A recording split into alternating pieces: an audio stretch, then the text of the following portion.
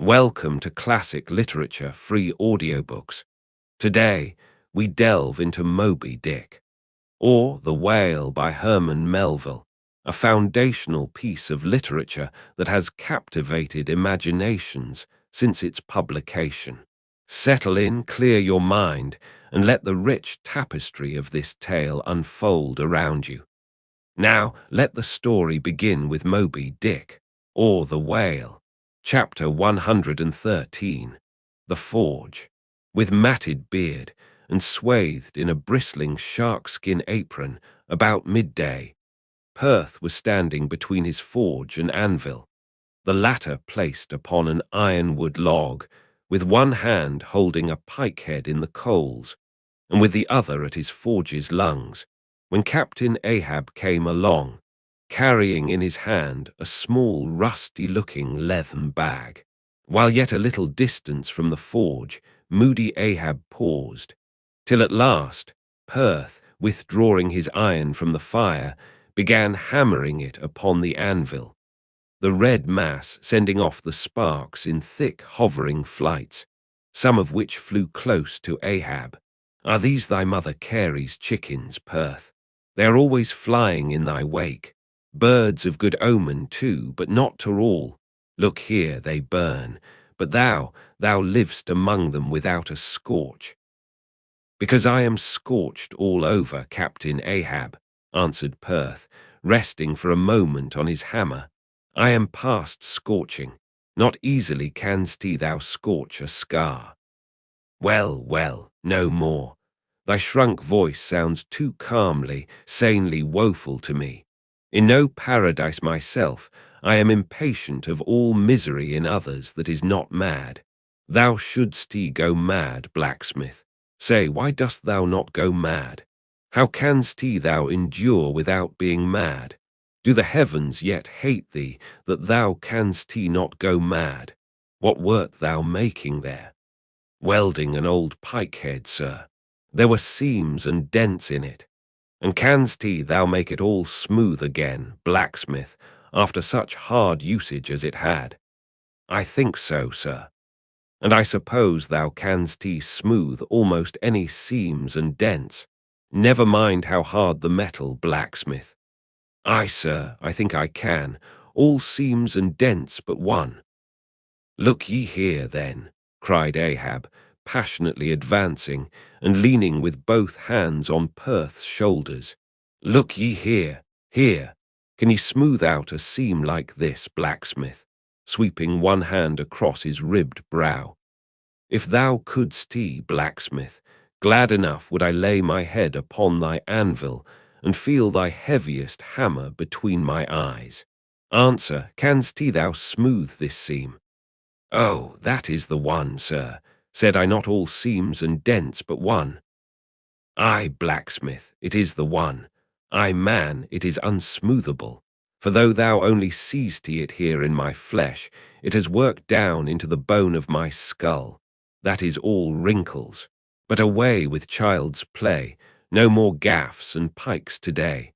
Look ye here," jingling the leathern bag as if it were full of gold coins. "I, too, want a harpoon made, one that 1,000 yoke of fiends could not part, Perth. Something that will stick in a whale like his own fin bone.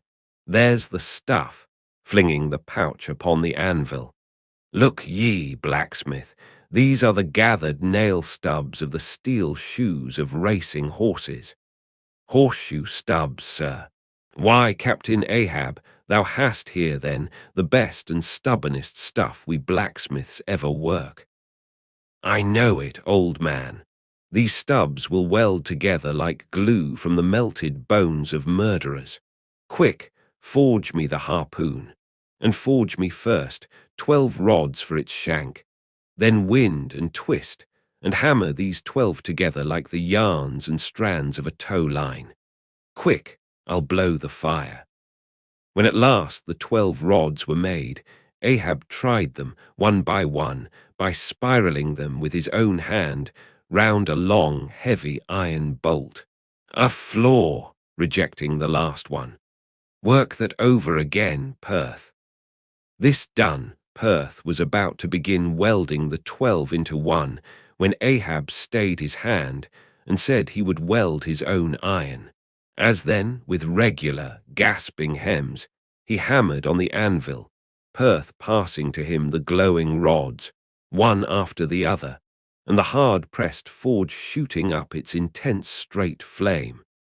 The Parsee passed silently, and bowing over his head towards the fire, seemed invoking some curse or some blessing on the toil. But as Ahab looked up, he slid aside. "What's that bunch of lucifers dodging about there for?" muttered Stubb, looking on from the forecastle. "That Parsee smells fire like a fusee, and smells of it himself like a hot musket's powder pan." At last the shank, in one complete rod, received its final heat, and as Perth, to temper it, plunged it all hissing into the cask of water near by, the scalding steam shot up into Ahab's bent face. "Wouldst thou brand me, Perth?" wincing for a moment with the pain.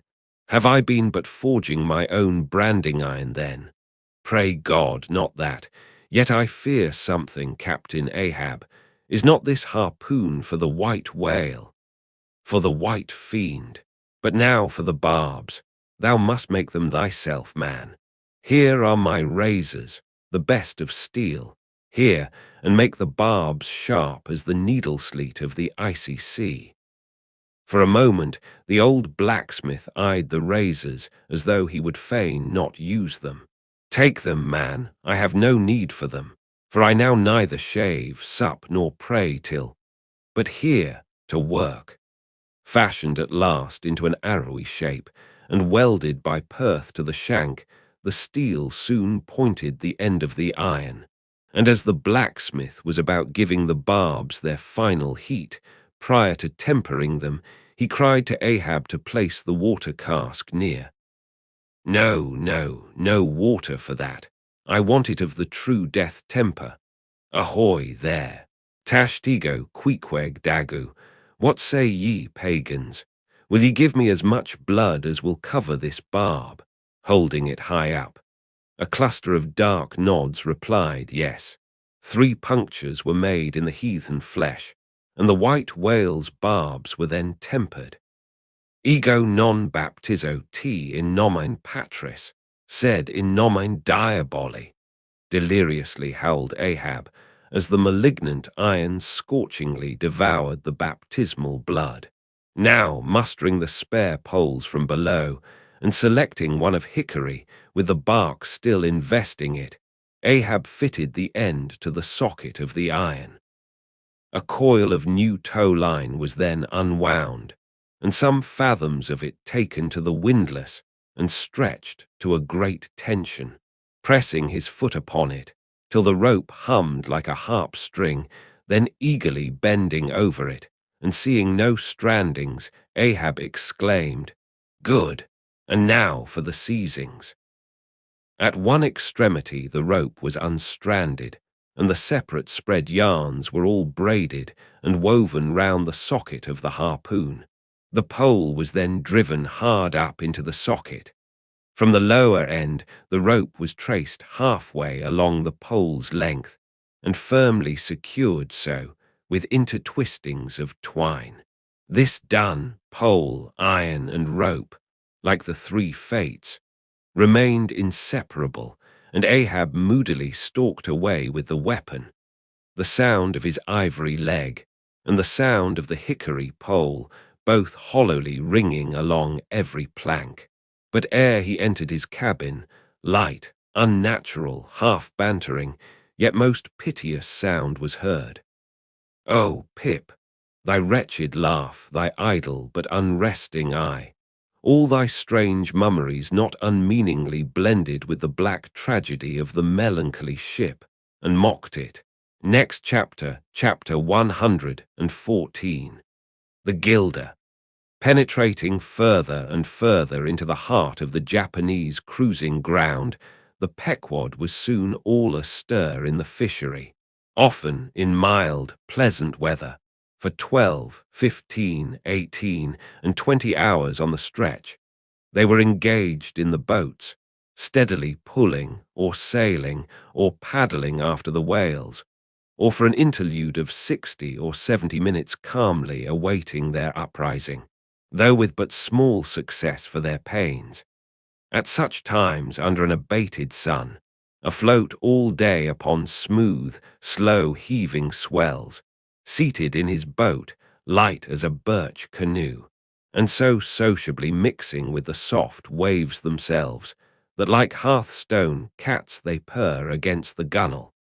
These are the times of dreamy quietude, when beholding the tranquil beauty and brilliancy of the ocean's skin, one forgets the tiger heart that pants beneath it, and would not willingly remember that this velvet paw but conceals a remorseless fang.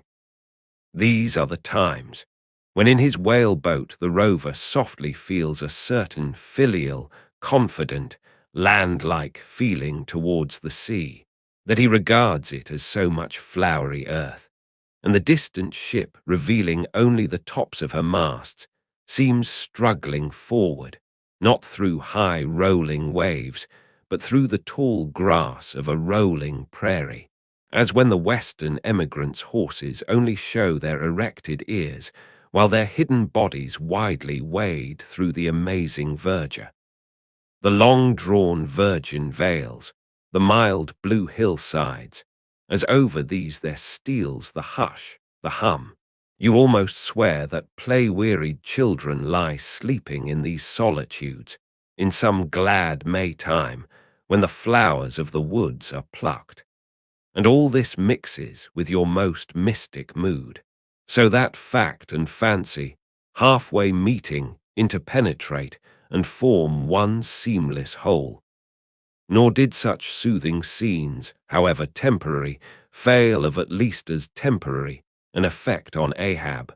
But if these secret golden keys did seem to open in him his own secret golden treasuries, yet did his breath upon them prove but tarnishing. O grassy glades! O ever vernal, endless landscapes in the soul! In ye, though long parched by the dead drought of the earthy life, in ye, men yet may roll, like young horses in new morning clover, and for some few fleeting moments feel the cool dew of the life immortal on them. Would to God these blessed calms would last. But the mingling threads of life are woven by warp and woof, calms crossed by storms, a storm for every calm. There is no steady, unretracing progress in this life. We do not advance through fixed gradations, and at the last one pause. Through infancy's unconscious spell, boyhood's thoughtless faith, adolescence, doubt, the common doom, then skepticism, then disbelief, resting at last in manhood's pondering repose of if. But once gone through, we trace the round again, and are infants, boys, and men, and ifs eternally. Where lies the final harbour, whence we unmoor no more? In what rapt ether sails the world, of which the weariest will never weary? Where is the foundling's father hidden? Our souls are like those orphans whose unwedded mothers die in bearing them. The secret of our paternity lies in their grave, and we must there to learn it.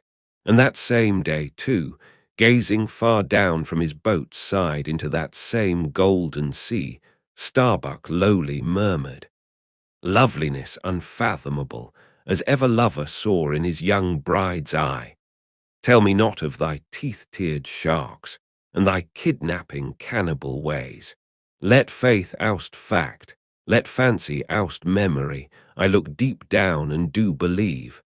And Stubb, fish-like, with sparkling scales, leaped up in that same golden light.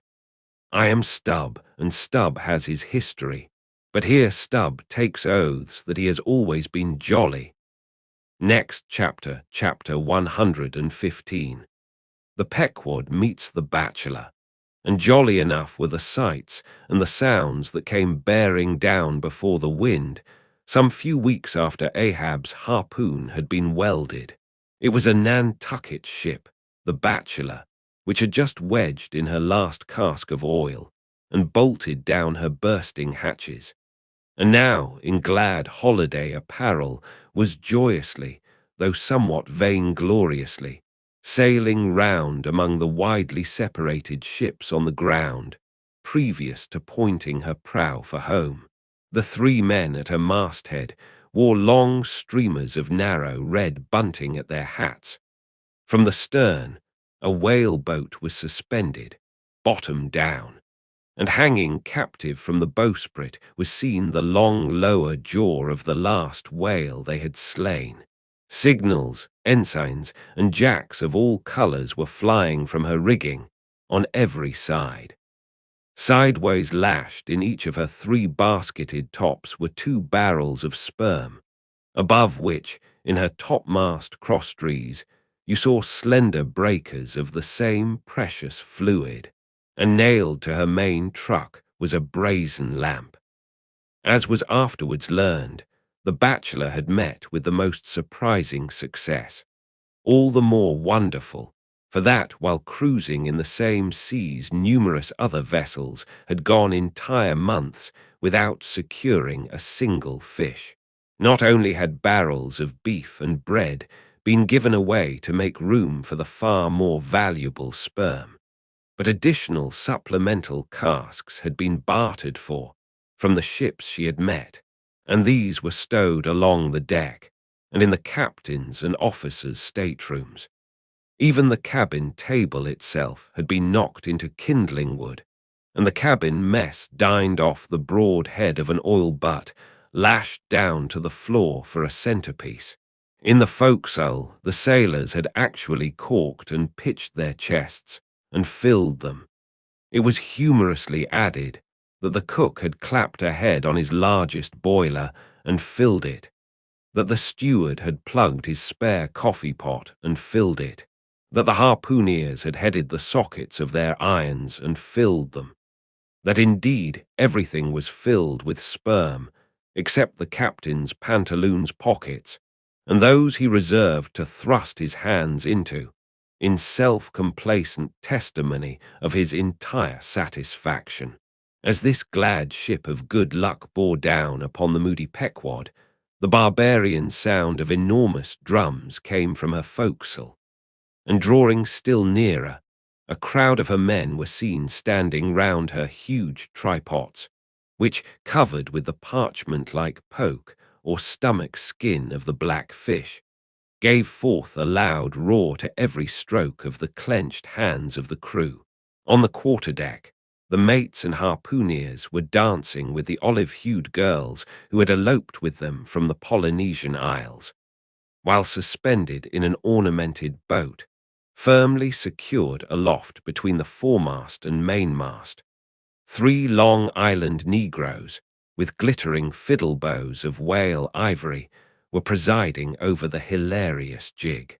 Meanwhile, others of the ship's company were tumultuously busy at the masonry of the try-works, from which the huge pots had been removed. You would have almost thought they were pulling down the cursed Bastille. Such wild cries they raised, as the now useless brick and mortar were being hurled into the sea. Lord and master over all this scene, the captain stood erect on the ship's elevated quarterdeck, so that the whole rejoicing drama was full before him, and seemed merely contrived for his own individual diversion. And Ahab, he too was standing on his quarterdeck, shaggy and black, with a stubborn gloom, and as the two ships crossed each other's wakes, one all jubilations for things past, the other all forebodings as to things to come, their two captains in themselves impersonated the whole striking contrast of the scene. "Come aboard, cried the gay bachelor's commander, lifting a glass and a bottle in the air. "Hast seen the white whale?" gritted Ahab in reply. "No, only heard of him, but don't believe in him at all," said the other good-humouredly. "Come aboard. Thou art too damned jolly. Sail on. Hast lost any men?" "Not enough to speak of. 2 islanders, that's all." But come aboard, old hearty, come along. I'll soon take that black from your brow. Come along, will ye merries the play, a full ship and homeward bound. How wondrous familiar is a fool, muttered Ahab. Then aloud, thou art a full ship and homeward bound, thou say'st. Well then, call me an empty ship and outward bound. So go thy ways, and I will mine. Forward there, set all sail, and keep her to the wind. And thus, while the one ship went cheerily before the breeze, the other stubbornly fought against it. And so the two vessels parted, the crew of the Pequod looking with grave, lingering glances towards the receding bachelor, but the bachelor's men never heeding their gaze for the lively reverie they were in. And as Ahab, leaning over the taffrail, eyed the homeward-bound craft, he took from his pocket a small vial of sand, and then looking from the ship to the vial, seemed thereby bringing two remote associations together, for that vial was filled with Nantucket soundings. Next chapter, chapter 116, The Dying Whale. Not seldom in this life, when, on the right side, fortune's favourite sail close by us, we, though all adroop before, catch somewhat of the rushing breeze, and joyfully feel our bagging sails fill out. So seemed it with the Pequod. For next day after encountering the gay bachelor, whales were seen and 4 were slain, and one of them by Ahab. It was far down the afternoon, and when all the spearings of the crimson fight were done, and floating in the lovely sunset sea and sky, sun and whale both stilly died together. Then such a sweetness and such plaintiveness, such enwreathing orisons curled up in that rosy air, that it almost seemed as if far over from the deep green convent valleys of the Manila Isles, the Spanish land breeze, wantonly turned sailor, had gone to sea, freighted with these vesper hymns. Soothed again, but only soothed to deeper gloom, Ahab, who had sterned off from the whale, sat intently watching his final wanings from the now tranquil boat. For that strange spectacle observable in all sperm whales dying, the turning sunwards of the head, and so expiring, that strange spectacle, beheld of such a placid evening, somehow to Ahab conveyed a wondrousness unknown before. He turns and turns him to it, how slowly, but how steadfastly, his homage rendering and invoking brow with his last dying motions. He too worships fire, most faithful, broad, baronial vassal of the sun. Oh, that these two favouring eyes should see these two favouring sights. Look, here, far waterlocked, beyond all hum of human weal or woe, in these most candid and impartial seas, where to traditions no rocks furnish tablets, where for long Chinese ages the billows have still rolled on speechless and unspoken to, as stars that shine upon the Niger's unknown source. Here, too, life dies sunwards full of faith, but see, no sooner dead than death whirls round the corpse, and it heads some other way. O thou dark Hindu half of nature, who of drowned bones hast builded thy separate throne somewhere in the heart of these unverdured seas. Thou art an infidel, thou queen, and too truly speakest to me in the wide slaughtering typhoon, and the hushed burial of its after calm. Nor has this thy whale sunwards turned his dying head, and then gone round again, without a lesson to me. O trebly hooped and welded hip of power, O high aspiring rainbowed jet, that one strivest, this one jettest all in vain. In vain, O whale, dost thou seek intercedings with yon all-quickening sun, that only calls forth life, but gives it not again. Yet dost thou, darker half, rock me with a prouder, if a darker faith. All thy unnameable imminglings float beneath me here. I am buoyed by breaths of once living things, exhaled as air, but water now. Then hail, forever hail, O sea, in whose eternal tossings the wild fowl finds his only rest. Born of earth, yet suckled by the sea, though hill and valley mothered me, ye billows are my foster brothers. Next chapter, chapter 117. The Whale Watch. The 4 whales slain that evening had died wide apart, one far to windward, one less distant to leeward, one ahead, one astern. These last 3 were brought alongside ere nightfall, but the windward one could not be reached till morning, and the boat that had killed it lay by its side all night, and that boat was Ahab's. The waif pole was thrust upright into the dead whale's spout hole, and the lantern hanging from its top cast a troubled flickering glare upon the black, glossy back, and far out upon the midnight waves, which gently chafed the whale's broad flank, like soft surf upon a beach. Ahab and all his boat's crew seemed asleep but the Parsee, who, crouching in the bow, sat watching the sharks that spectrally played round the whale, and tapped the light cedar planks with their tails. A sound like the moaning in squadrons over asphaltites of unforgiven ghosts of Gomorrah ran shuddering through the air.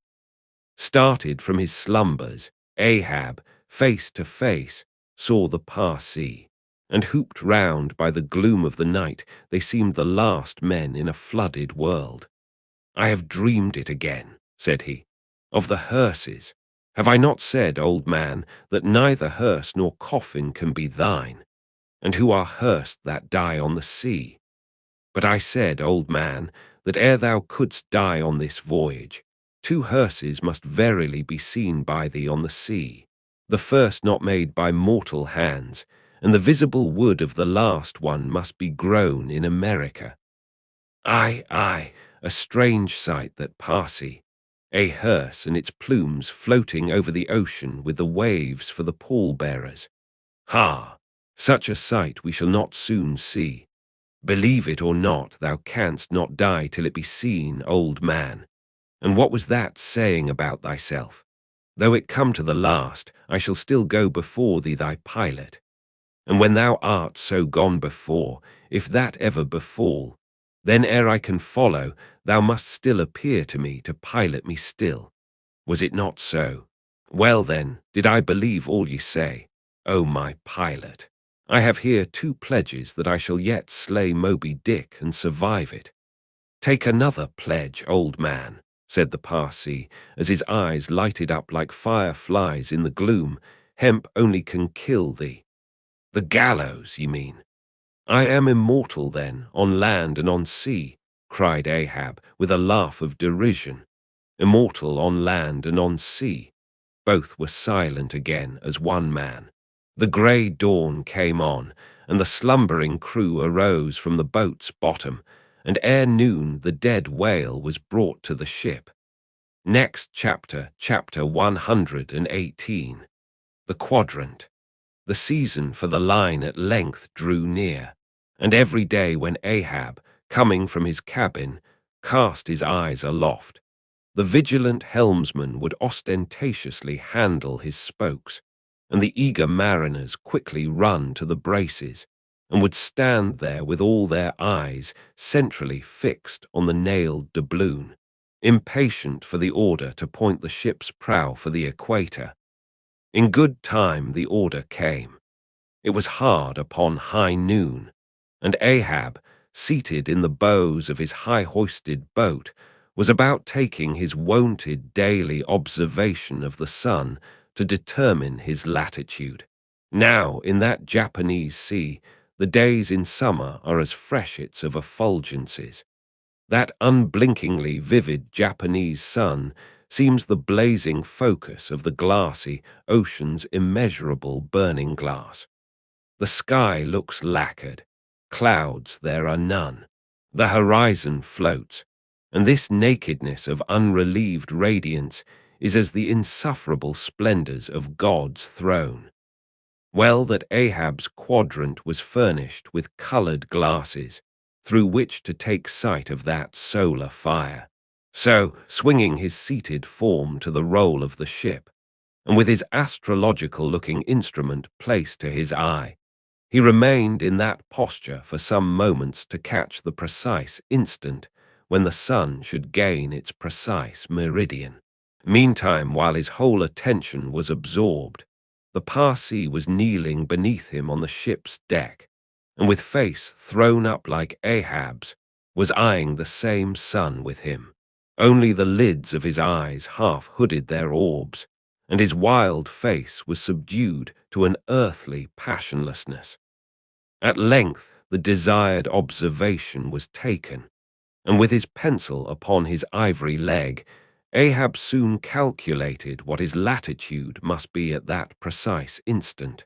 Then, falling into a moment's reverie, he again looked up towards the sun and murmured to himself, "Thou sea mark, thou high and mighty pilot, thou tellest me truly where I am, but canst thou cast the least hint where I shall be?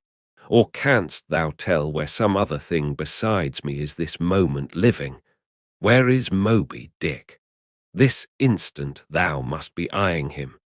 These eyes of mine look into the very eye that is even now beholding him. Aye, and into the eye that is even now equally beholding the objects on the unknown, thither side of thee, thou sun."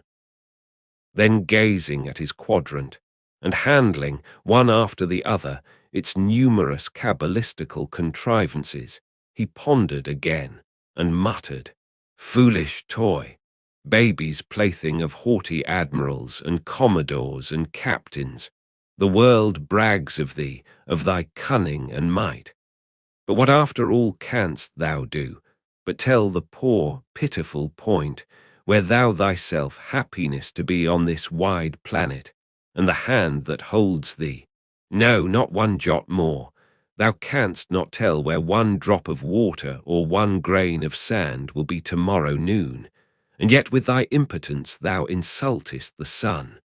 Science, curse thee, thou vain toy, and cursed be all the things that cast man's eyes aloft to that heaven, whose live vividness but scorches him, as these old eyes are even now scorched with thy light, O sun.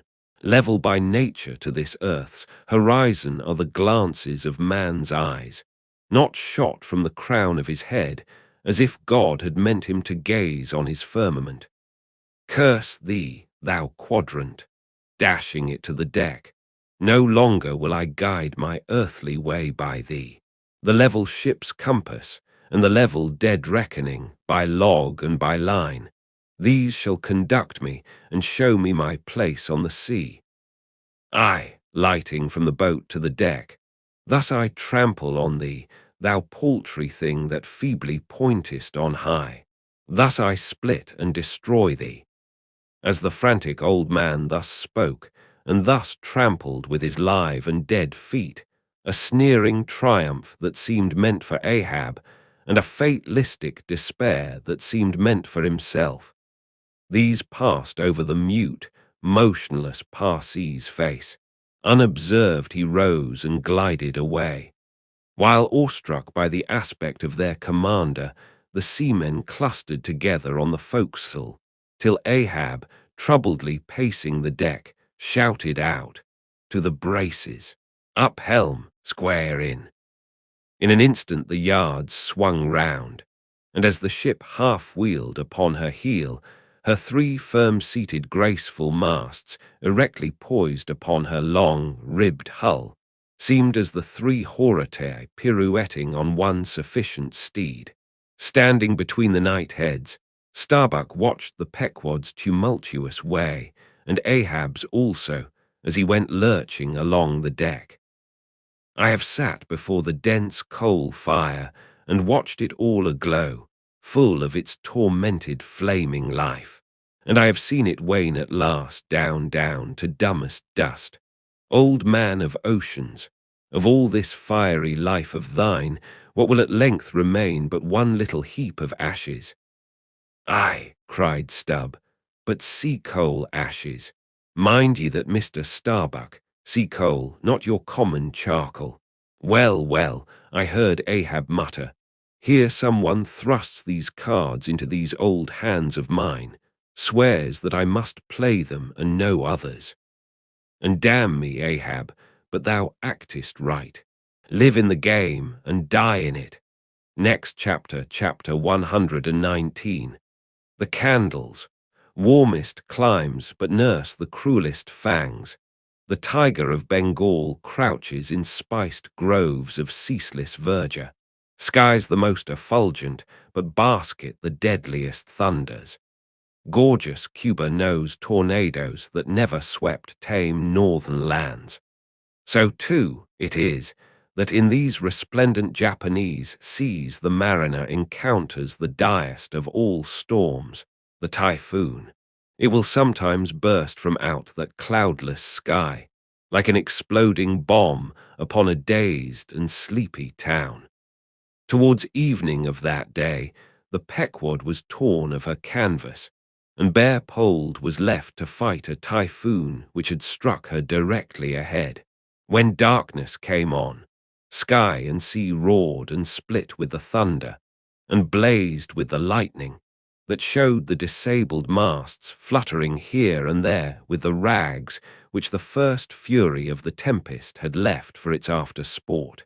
Holding by a shroud, Starbuck was standing on the quarter-deck, at every flash of the lightning glancing aloft to see what additional disaster might have befallen the intricate hamper there, while Stubb and Flask were directing the men in the higher hoisting and firmer lashing of the boats. But all their pains seemed naught. Though lifted to the very top of the cranes, the windward quarter boat, Ahab's, did not escape.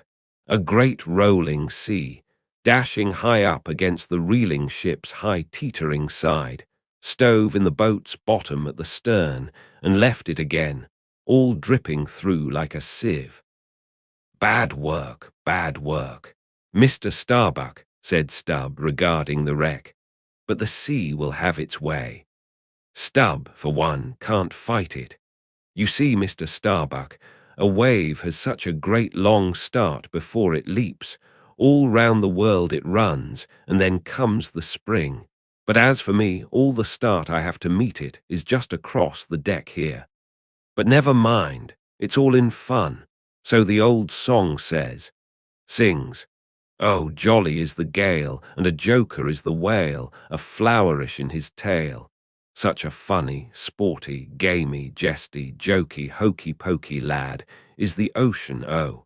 The scud all a-flyin', that's his flip only foamin', when he stirs in the spissin'.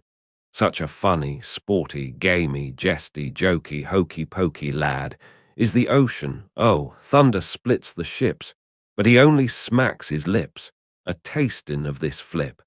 Such a funny, sporty, gamey, jesty, jokey, hokey-pokey lad is the ocean, oh. Avast, Stubb, cried Starbuck. Let the typhoon sing, and strike his harp here in our rigging. But if thou art a brave man, thou wilt hold thy peace. But I am not a brave man, never said I was a brave man. I am a coward, and I sing to keep up my spirits. And I tell you what it is, Mr. Starbuck, there's no way to stop my singing in this world but to cut my throat. And when that's done, 10-1, I sing ye the doxology for a wind-up. Madman, look through my eyes if thou hast none of thine own. What? How can you see better of a dark night than anybody else? Never mind how foolish. Here, cried Starbuck, seizing Stubb by the shoulder, and pointing his hand towards the weather bow, markest thou not that the gale comes from the eastward, the very course Ahab is to run for Moby Dick, the very course he swung to this day noon. Now mark his boat there, where is that stove? In the stern sheets, man, where he is wont to stand, his standpoint is stove, man. Now jump overboard and sing away if thou must. I don't half understand ye. What's in the wind? Yes, round the Cape of Good Hope is the shortest way to Nantucket. soliloquized Starbuck suddenly, heedless of Stubbs' question. The gale that now hammers at us to stave us, we can turn it into a fair wind that will drive us towards home. Yonder, to windward, all is blackness of doom, but to leeward, homeward, I see it lightens up there, but not with the lightning. At that moment, in one of the intervals of profound darkness, following the flashes, a voice was heard at his side, and almost at the same instant a volley of thunder peals rolled overhead. "Who's there? Old Thunder," said Ahab, groping his way along the bulwarks to his pivot hole, but suddenly finding his path made plain to him by elbowed lances of fire. Now, as the lightning rod to a spire on shore is intended to carry off the perilous fluid into the soil, so the kindred rod which at sea some ships carry to each mast is intended to conduct it into the water. But as this conductor must descend to considerable depth, that its end may avoid all contact with the hull, and as moreover, if kept constantly towing there, it would be liable to many mishaps, besides interfering not a little with some of the rigging, and more or less impeding the vessel's way in the water. Because of all this, the lower parts of a ship's lightning rods are not always overboard, but are generally made in long, slender links, so as to be the more readily hauled up into the chains outside, or thrown down into the sea, as occasion may require. "The rods! The rods!" cried Starbuck to the crew, suddenly admonished to vigilance by the vivid lightning that had just been darting flambeaux to light Ahab to his post. "Are they overboard? Drop them over, fore and aft." "Quick! Avast!" cried Ahab. "Let's have fair play here, though we be the weaker side. Yet I'll contribute to raise rods on the Himmels and Andes, that all the world may be secured, but out on privileges. Let them be, sir." "Look aloft!" cried Starbuck. "The corpusants, the corpusants." All the yardarms were tipped with a pallid fire, and touched at each tri-pointed lightning rod end with 3 tapering white flames. Each of the 3 tall masts was silently burning in that sulphurous air, like 3 gigantic wax tapers before an altar. "Blast the boat! Let it go!" cried Stubb at this instant, as a swashing sea heaved up under his own little craft, so that its gunwale violently jammed his hand as he was passing a lashing. "Blast it!" But slipping backward on the deck, his uplifted eyes caught the flames, and immediately shifting his tone, he cried, "The corpusants have mercy on us all. To sailors, oaths are household words. They will swear in the trance of the calm, and in the teeth of the tempest. They will imprecate curses from the topsail yard arms, when most they teeter over to a seething sea. But in all my voyagings, seldom have I heard a common oath when God's burning finger has been laid on the ship, when his mean, tackle up Harsin has been woven into the shrouds and the cordage. While this pallidness was burning aloft, few words were heard from the enchanted crew, who in one thick cluster stood on the forecastle, all their eyes gleaming in that pale phosphorescence, like a far-away constellation of stars. Relieved against the ghostly light, the gigantic jet negro, Dagu, loomed up to thrice his real stature, and seemed the black cloud from which the thunder had come. The parted mouth of Tashtigo revealed his shark-white teeth, which strangely gleamed as if they too had been tipped by corpusants.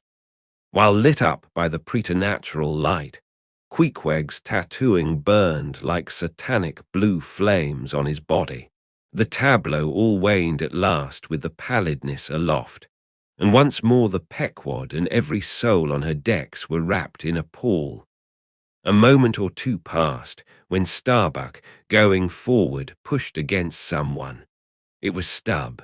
What thinkest thou now, man? I heard thy cry. It was not the same in the song. No, no, it wasn't. I said the corpusants have mercy on us all, and I hope they will still. But do they only have mercy on long faces? Have they no bowels for a laugh?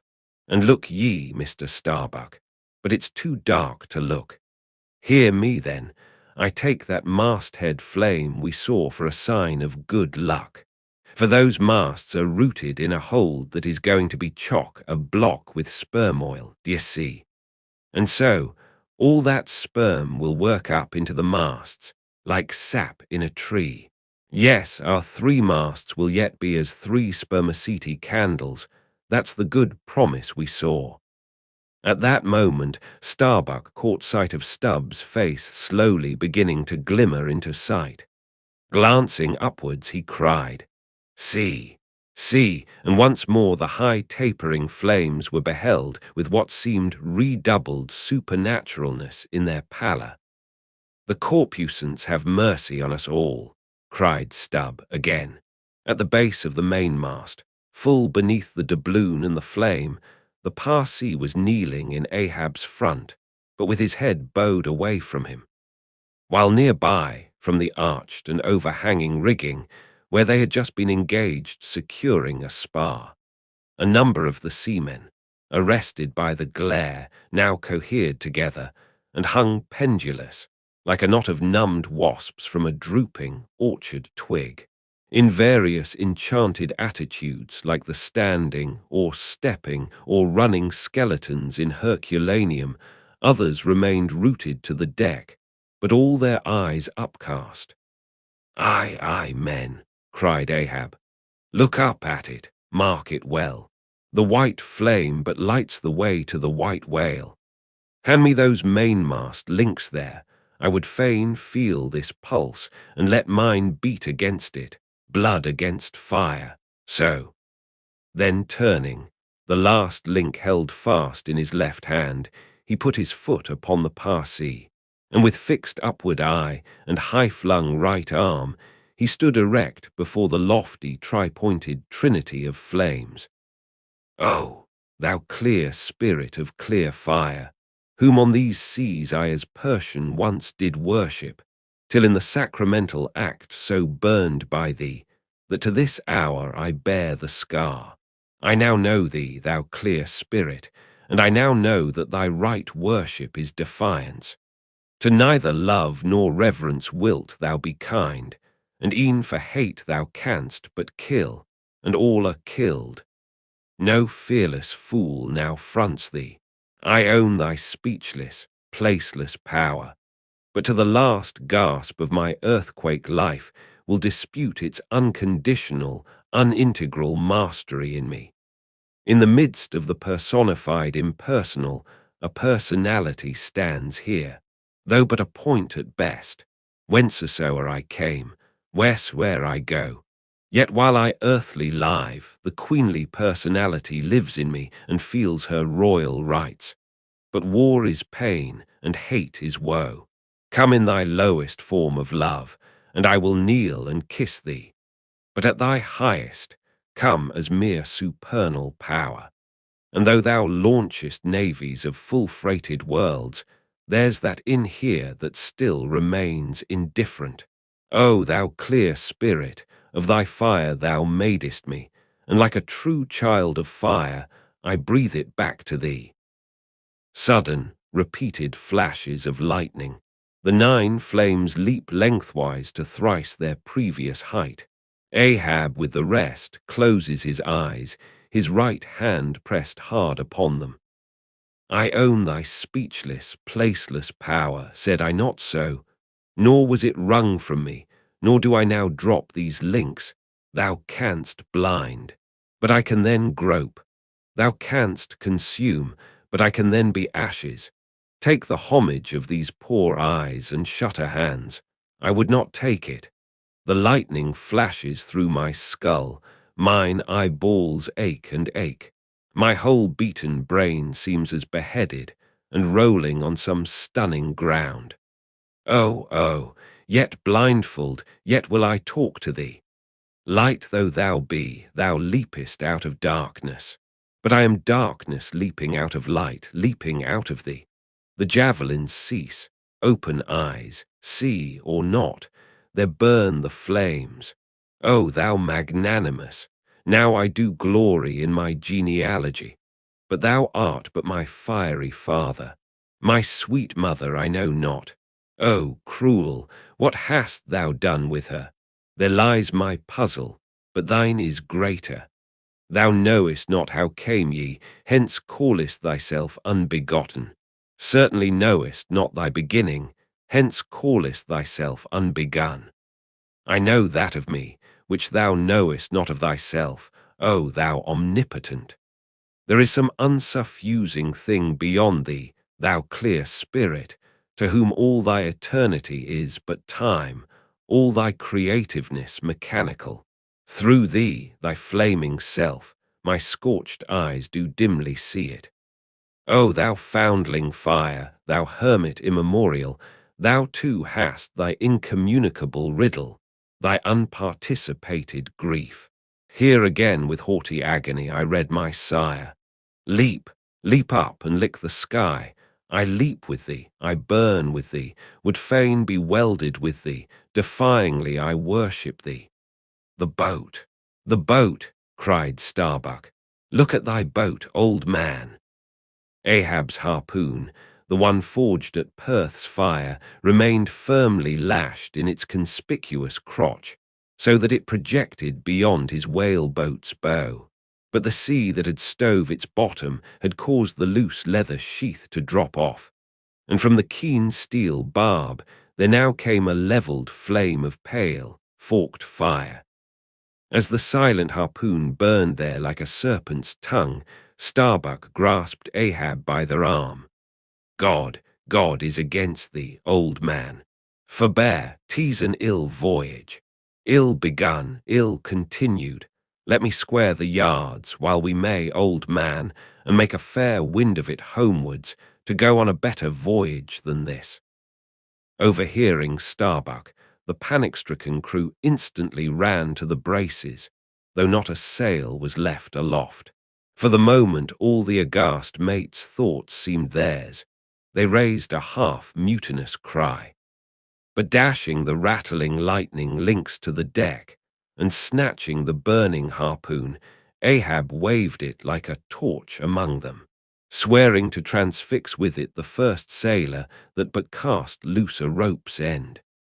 Petrified by his aspect, and still more shrinking from the fiery dart that he held, the men fell back in dismay, and Ahab again spoke.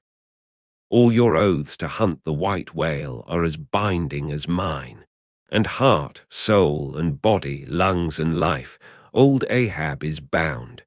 And that ye may know to what tune this heart beats, look ye here, thus I blow out the last fear. And with one blast of his breath he extinguished the flame. As in the hurricane that sweeps the plain, men fly the neighborhood of some lone, gigantic elm, whose very height and strength but render it so much the more unsafe, because so much the more a mark for thunderbolts. So at those last words of Ahab's, many of the mariners did run from him in a terror of dismay. Next chapter, chapter 120. The deck towards the end of the first night watch. Ahab standing by the helm. Starbuck approaching him. We must send down the main topsail yard, sir. The band is working loose and the lee lift is half stranded. Shall I strike it, sir? Strike nothing, lash it. If I had skysail poles, I'd sway them up now. Sir, in God's name, sir. Well, the anchors are working, sir. Shall I get them inboard? Strike nothing and stir nothing, but lash everything. The wind rises, but it has not got up to my tablelands yet. Quick and see to it, by masts and keels. He takes me for the hunchbacked skipper of some coasting smack. Send down my main topsail yard. Ho, glue pots! Loftiest trucks were made for wildest winds, and this brain truck of mine now sails amid the cloud scud. Shall I strike that? Oh, none but cowards send down their brain trucks in tempest time. What a horouche aloft there! I would e'en take it for sublime, did I not know that the colic is a noisy malady. Oh, take medicine, take medicine. Next chapter, chapter 121, Midnight. The forecastle bulwarks. Stub and Flask mounted on them, and passing additional lashings over the anchors there hanging. No, Stub, you may pound that not there as much as you please, but you will never pound into me what you were just now saying. And how long ago is it since you said the very contrary? Didn't you once say that whatever ship Ahab sails in, that ship should pay something extra on its insurance policy, just as though it were loaded with powder barrels aft and boxes of lucifers forward? Stop now, didn't you say so? Well, suppose I did. What then? I've part changed my flesh since that time, why not my mind? Besides, supposing we are loaded with powder barrels aft and lucifers forward, how the devil could the lucifers get a fire in this drenching spray here? Why, my little man, you have pretty red hair, but you couldn't get a fire now. Shake yourself. Your Aquarius or the water-bearer, Flask, might fill pitchers at your coat collar. Don't you see, then, that for these extra risks the marine insurance companies have extra guarantees? Here are hydrants, Flask. But hark again, and I'll answer ye the other thing. First take your leg off from the crown of the anchor here, though, so I can pass the rope. Now listen. What's the mighty difference between holding a mast's lightning rod in the storm and standing close by a mast that hasn't got any lightning rod at all in a storm? Don't you see, you timberhead, that no harm can come to the holder of the rod unless the mast is first struck? What are you talking about, then? Not one ship in 100 carries rods, and Ahab, I, man, and all of us, were in no more danger then, in my poor opinion, than all the crews in 10,000 ships now sailing the seas. Why, you King Post, you, I suppose you would have every man in the world go about with a small lightning rod running up the corner of his hat, like a militia officer's skewered feather, and trailing behind like his sash. Why don't you be sensible, Flask? It's easy to be sensible. Why don't ye, then? Any man with half an eye can be sensible. I don't know that, Stub. You sometimes find it rather hard. Yes, when a fellow's soaked through, it's hard to be sensible, that's a fact. And I am about drenched with this spray. Never mind. Catch the turn there and pass it. Seems to me we are lashing down these anchors now as if they were never going to be used again. Tying these two anchors here, Flask, seems like tying a man's hands behind him. And what big, generous hands they are, to be sure. These are your iron fists, hey? What a hold they have, too. I wonder, Flask, whether the world is anchored anywhere. If she is, she swings with an uncommon long cable, though. There, hammer that not down, and we've done. So, next to touching land, lighting on deck is the most satisfactory. I say, just wring out my jacket skirts, will ye? Thank ye. They laugh at long togs so, Flask. But seems to me, a long-tailed coat ought always to be worn in all storms afloat. The tails tapering down that way serve to carry off the water, d'ye see? Same with cocked hats. The cocks form gable-end eave troughs, Flask. No more monkey jackets and tarpaulins for me. I must mount a swallowtail and drive down a beaver, so. Halloa, Hugh.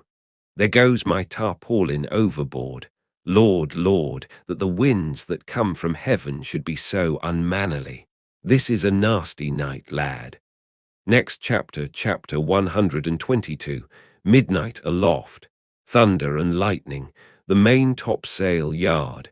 Tashtigo passing new lashings around it. Stop that thunder. Plenty too much thunder up here. What's the use of thunder? We don't want thunder, we want rum. Give us a glass of rum.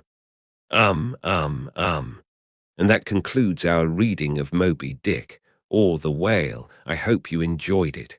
If you did, please give this video a like. Share your thoughts in the comments, and subscribe for more free audiobooks. Don't forget the bell. Thanks for listening.